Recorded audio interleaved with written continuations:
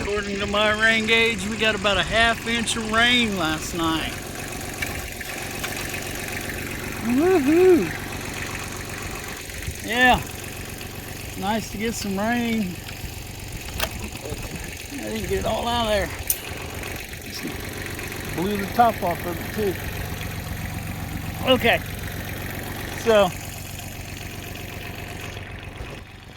yeah, about a ½ inch of rain. Get this thing back in there. Well, I did it again. Okay. Yep. Alright. About all it did for me though was make the pig pen slicker than snot. Trying to unhook this gate going into the calf pen because neighbor brought the trailer back and got rain last night, and then these guys had to spend their night probably down there under the cedar tree, down there in the corner. I don't know. I don't see Skittles. Of course, she could be in one of these holes out here, and I just overlooked her. But anyway, I heard her out here earlier.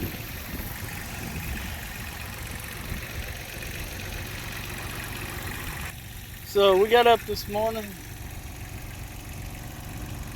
I thought, all right, I'm gonna have a slow start today, which I did. So I'll tell you more in a second.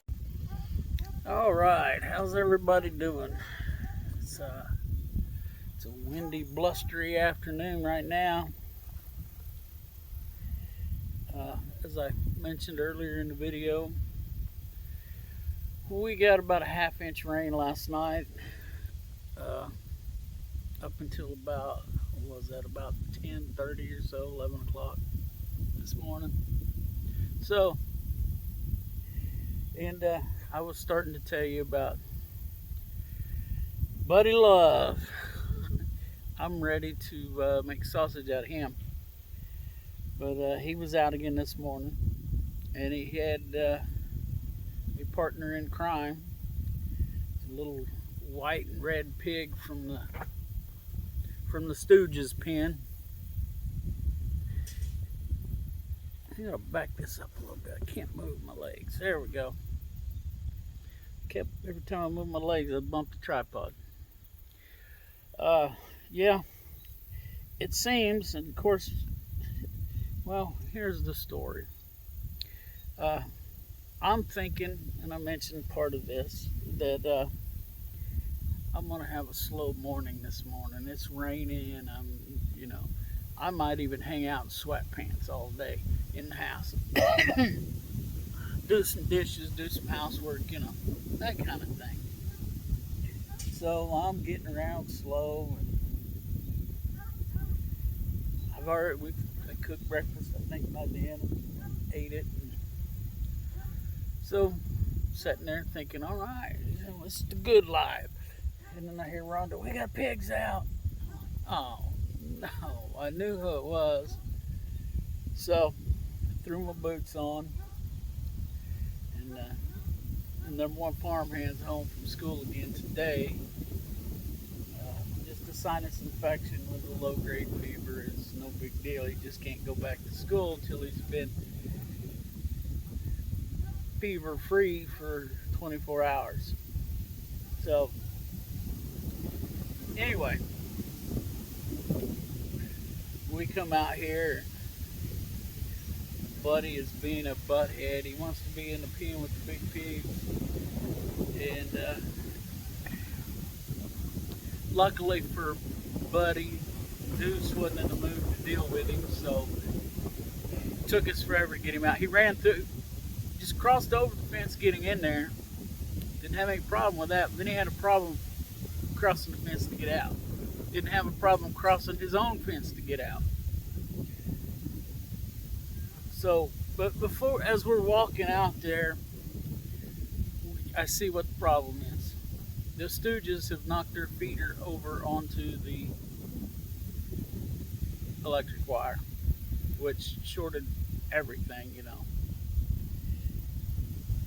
shorted out to about, well, no, their pin probably still had power just because of the way I've got the charger hooked into the wire. Because it doesn't hook in at an end, it kind of hooks in the middle, so it goes both ways. But there was a spot there about 10 feet that didn't have any power to it, and that's where the little troublemaker got out. He got it. So we moved. We didn't chase him, we just kind of push, an easy push, just kind of keep him moving and kind of herd him in the right direction, and we finally get him in, and then we go get the little troublemaker in, and then we go working on fence, and we find out that the charger on the big pin's not working this morning. It was working fine yesterday. I tested it, checked it, but it's not working today. So we're gonna make some changes here in a little bit. Maybe I'll take y'all along. I have my Premier One charger that came with this fence you see right here behind me. I have it plugged into the wall right now, charging the battery on it. Because I have learned that battery has to be charged every once in a while. The solar is just not enough to keep up with it. Eventually it drains it. It didn't drain it completely this time, but it's getting close. So plan on hooking that to the big pin, pull that battery, and put it on I have a charger for car batteries, and it's got a 6-volt setting, which is what that battery is. So I'll just hook it up to it for a little while and let it charge, and then hook it all back up. So anyway, if I think, I'll try to record as much of that as I can. So we finally get the 2 pigs back into the pens they belong in, and we start setting up the feeder and trying to fix it to where they can't push it over again, which they haven't yet. It's still there. I can see it. They're eating out of it right now. So, and they didn't spill any feed out of it somehow. But sorry, squirrel. No, it's a car coming up the road. Just curious. So all that happened today, this morning. And then I had to run to town and get some stuff. Had to go turn in a homework paper for Ethan at the school.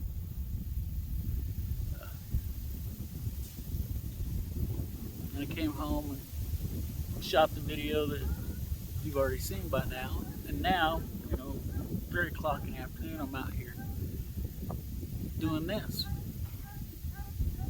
So, I've mentioned in the past some similarities between what's going on in this country to the Roman Empire. And I learned some more today, and it just backs it up.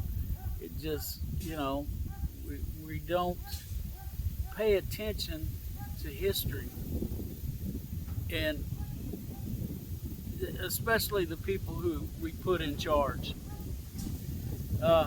They were talking about the Roman Empire, part of the fall, beyond the moral issues and the infighting, the internal quarrels, and they had an inflation issue. They decided to stop invading other countries and stealing all their stuff. So then their economy became stagnant because there was no introduction of new income, new money, or new resources. Sorry about that. something out the one of my eye. And I hope you can hear me all right. It's windy this afternoon. It's a little chilly. But anyway, so their government, seeing that, you know, they've run out of money, they start devaluing their money and printing money. Of course, they didn't have paper money. It was all coins, metal coins. So, sound familiar? I sure hope so. And it finally, you know, it caused inflation, because when you have, first of all, when you go printing money, and they weren't adding anything to back this money, so they start printing up more. Well, then when there's more money in circulation, you pay more for things. It got to the point that the Roman government wouldn't even accept their own money as payment. They wanted grain or some other form of payment. I mean, we're not quite there yet, but this all seems a bit too familiar to me. It's crazy. You know, and the farmers are the ones that got, pardon my language, but screwed the hardest. You know, it got to the point where the government was just seizing their crops. And that was one of the things that led to the downfall of the Roman Empire.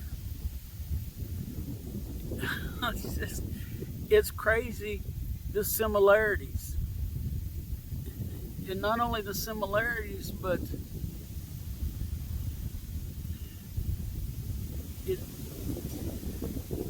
the people in charge can't see this, or don't want to see it. I don't know.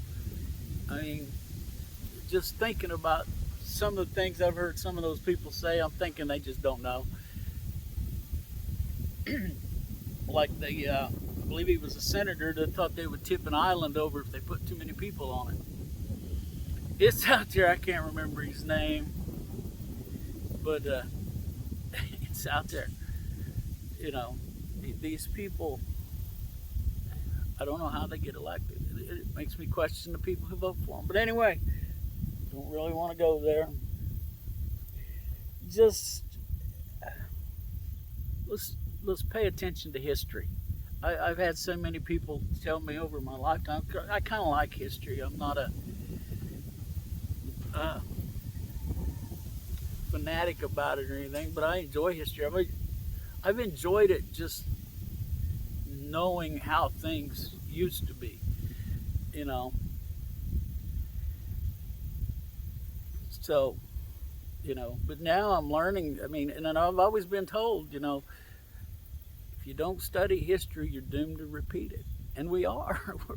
We're repeating just, you know, here we are. We're the Roman Empire all over again.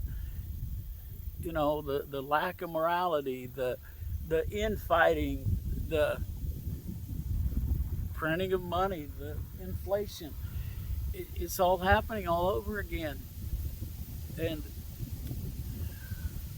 the people who can solve the problem by, you know, not printing money, not borrowing more money than we have coming in.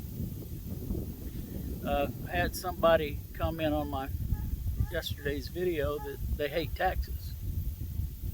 I don't especially like taxes, but I can understand the need, you know, to build roads, and I don't mind there being a safety net for those who need it. You know, not those that want it, but those that need it. I'm all for, you know, as a country, helping those less fortunate, taking care of our elders. You know, I'm getting pretty close to being one of those. And I guess, depending on who you talk to, they might claim I am one. But anyway, that's up to somebody else to decide.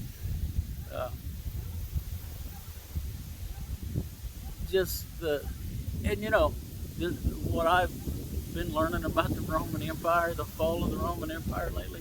Hasn't taken me an hour total, everything. I mean, it's all out there. I mean, you know, right here, this phone that I'm recording this on. Almost all the knowledge in the world is accessible from this phone. And we don't try to access it, you know.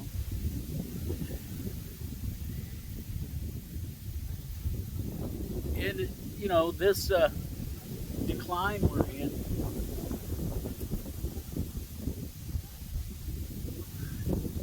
it's both parties are responsible. Before anybody starts, you know, getting on me, oh, you're picking on the Democrats, blah blah blah.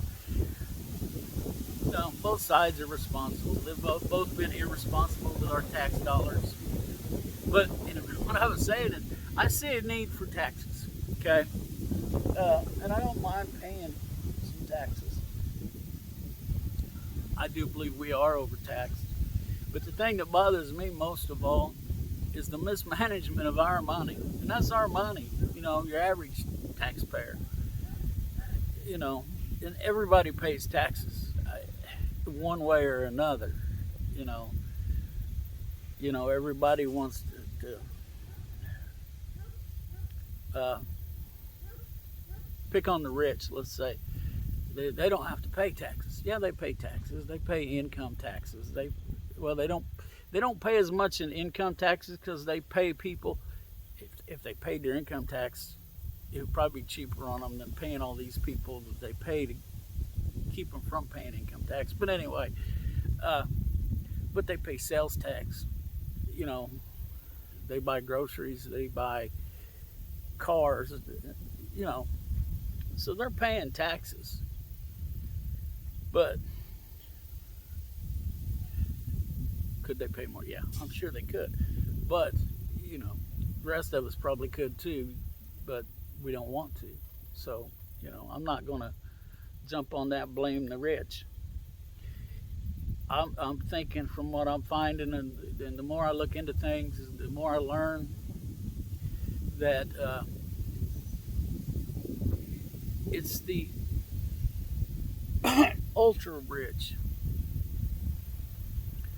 that are the biggest problem. And I don't think for them it's beyond greed. It really is. They got enough money. They don't care about money anymore. They've got to take Bill Gates, you know, everybody's favorite punching bag, including me. He's got money that if he never tried to make another dime the rest of his life, he would still be rich, stupid rich, the rest of his life. You know, so they get to a point where money doesn't have much meaning to them, and you know, it becomes a power thing. Schwab, Klaus Schwab, I think he's a German. You know, shoot, Glenn Beck calls him Spooky Dude. I can see his face. It's kind of a scary looking old guy. Soros, George Soros. That's what I was thinking about. You know, Bill Gates. These guys. It's not about the money anymore. They've got enough money. They're just playing. Then they're playing with us. They're playing with our lives. You know. So, and I don't know what to do about them other than, you know, we need to work to get the people in control of our country that can resist all of that. You know, but, you know, power corrupts. You know, we send people up there and, you know, they may have had good intentions, but they get up there and, you know, the money is good to begin with. I mean, you know, I think the lowest paid person in the House of Representatives is over $200,000 a year. I mean, and right there kind of lets you know where the problem is they're immediately, the median wage the last time I heard in the United States was somewhere in $40,000 to $45,000 a year. Okay, if that's the median wage and these people are making $250,000 a year, they forget pretty quick what it was like, if they ever knew, to have to live on less than $40,000 a year, because that median is 40, because there's a lot of people making less than that. And that's our problem. They forgot, like this Pete Buttigieg guy saying, buy an electric car if you don't like gas prices. He has no concept. If he ever knew, he's forgotten what it's like to have to live on, $30,000 a year, $25,000 a year. I can remember a year or two before my dad passed away, him and I was talking, and he was talking about how he was having to pay more attention to how much money he was spending. He said, "Oh yeah," he said, "I forgot. I don't make $25,000 a year anymore." I'm like, "Dad, I'm making over 40 and I'm struggling. I mean, I understand, But what him and my mom did on that $25,000 is quite a deal. I mean, and actually that was, later on in Dad's life when he made Dad, he got up to that much. So anyway, we got to the thing is, we have to find and get in place politicians that understand what it's like to live at and below that median national income. It's hard to do. I mean, they're out there, but they don't have the money to campaign. Plus, you got name recognition. I mean, how do you think Joe Biden kept his job in the Senate all those years? Since, the early 70s, until he became vice president. We all know it wasn't about intelligence. He was just smart enough to convince people to vote for him. But once he got there, he didn't know what to do. I mean, go back and look at some of the stuff. Don't take my word for it. I say it over and over again. I'm not the end-all be-all source here. I share what information I find and I find interesting, and I share it. But do just a little bit of digging on the Roman Empire and what was the end of them. And, you will be surprised. And, I'm not a historical scholar or anything. I kind of enjoy history, especially Western American history. But a lot of this is stuff that I didn't get taught in school.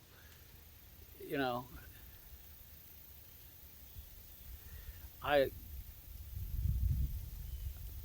was always kind of led to believe that the fall of the Roman Empire was due to the infighting and pigs and the lack of morality. They got too busy. And again, there you go. Too busy trying to entertain themselves. Well, they didn't have social media. So, they found other ways. Think the Colosseum and all the gladiators and all that stuff that went on. And think about what's going on here in this country. So, all right, I'm going to have to wrap this up. I'm getting rained on.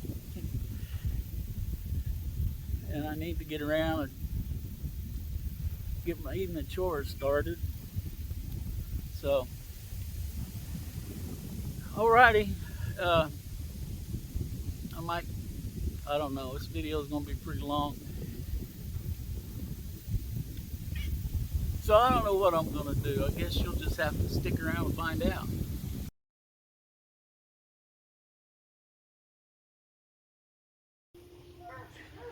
Alright, my corn experiment is over. I did get corn. I got an ear of corn, that's the picture. So I'm going to take this out here, throw it into the pigs, let them do with it what they want. You know, kind of interesting. That was an experiment for me to see how late I could plant corn and get some. Started out, I had 4 plants, but the cats took care of 2 of them.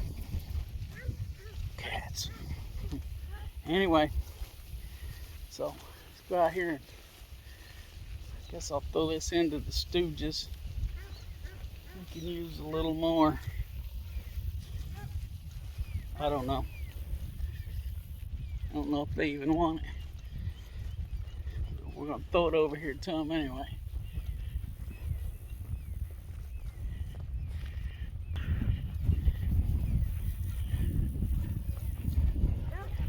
Get it where I can get their attention. They're all laid up in the house. Well, almost in the house. Got some butts sticking out over here.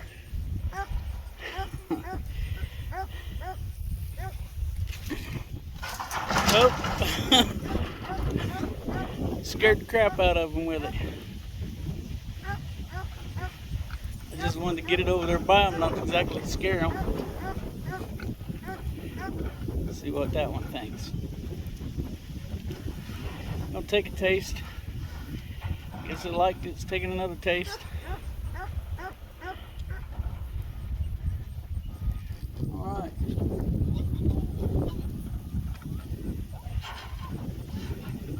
Looks like they're gonna eat them corn stalks, alright.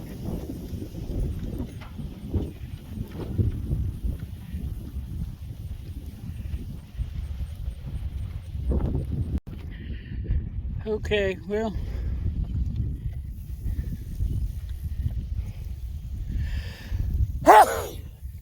excuse me. Well, that's what the feeder looks like after we got it set back up. We added another T-post, wired it up there a little different. They had it pushed over on top of this fence right here. Had everything going that way, shorted out. So that was our problem this morning. Buddy over there.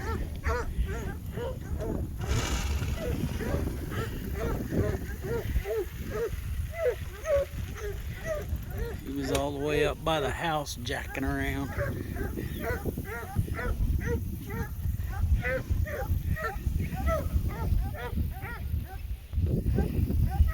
Yeah.